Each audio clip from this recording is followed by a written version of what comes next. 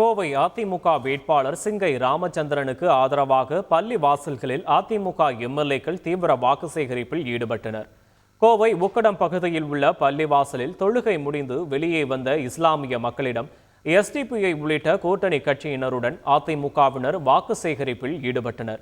குறிப்பாக சட்டமன்ற உறுப்பினர்கள் அம்மன் அர்ஜுனன் மற்றும் KR ஜெயராமன் ஆகியோர் துண்டு பிரசுரங்களை வழங்கி கோவை பாராளுமன்ற தொகுதி அதிமுக வேட்பாளர் சிங்கை ராமச்சந்திரனுக்கு வாக்கு சேகரித்தனர். தொடர்ந்து பள்ளிவாசல் நிர்வாகிகளுடன் தரையில் அமர்ந்து கலந்துரையாடி அவர்களிடம் ஆதரவு கேட்டனர்.